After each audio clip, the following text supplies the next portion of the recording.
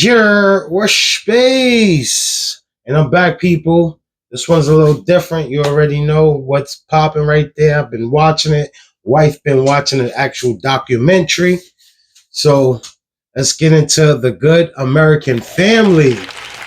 Yes.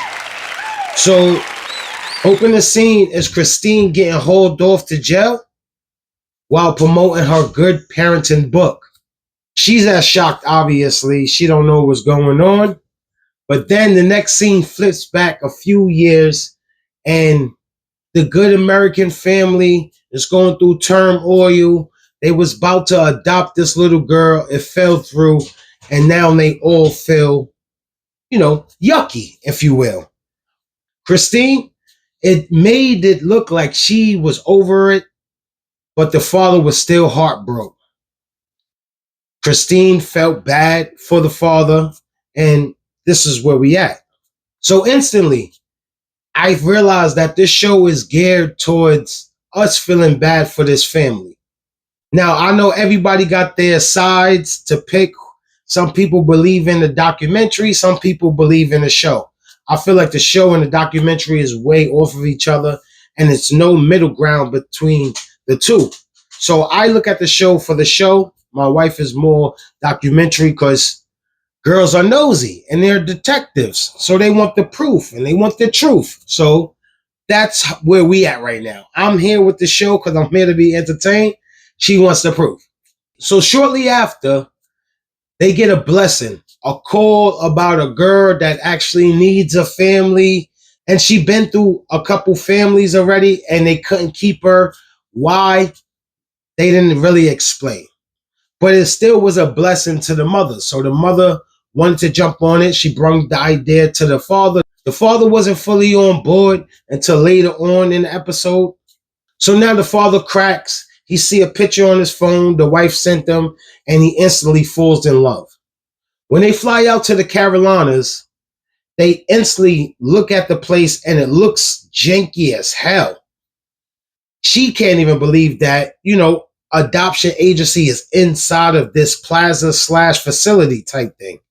First red flag for me is that the Jinky agency asked the now family to pay the previous family debt off all the surgeries. She said, you have to pay the surgeries to be able to get the kid, and then we'll give the money to the previous family. I know.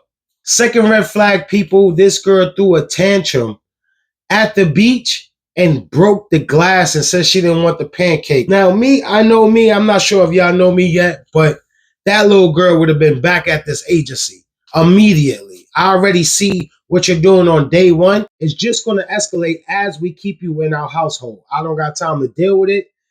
It's not like you waited a month to start acting out and I started to like you already. It was the first day. So basically, you're going right back to the agency. My wife wouldn't even be able to convince me otherwise. So that same night, they take a flight back to get back to the house. The mother realized that the adopted daughter is kind of like treating her away. She's not actually welcoming the new mother into her life.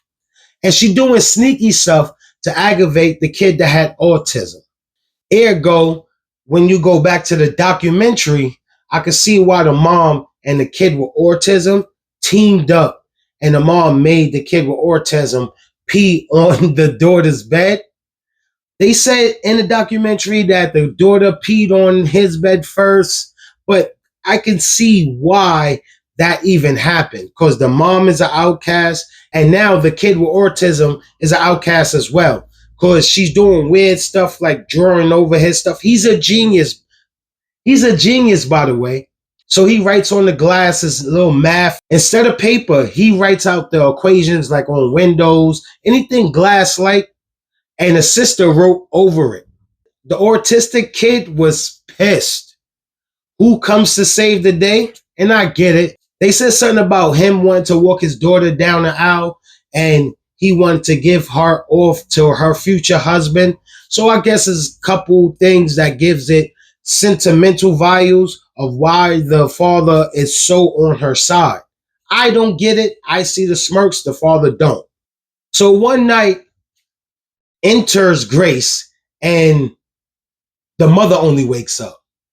But when the mother wakes up, she's not fully there. But when she actually comes fully to, she realized that that little girl has a knife. And before she realized she has a knife, she's asked the little girl, you want to come and cuddle? You know, how you would say to a little girl when she's in your crib and you treating her like a daughter. Grace shows her the knife and said, it's not time yet. Yeah. That basically means you're trying to kill me and get into bed with the parent that you like more. And that's the breakdown for episode 1. It's getting crazy already. It's very entertaining from the jump. It didn't start in episode 2 or episode 3. We at 1 that's grabbing people, and that's probably why it's so popular. So I'll catch y'all next time on episode 2.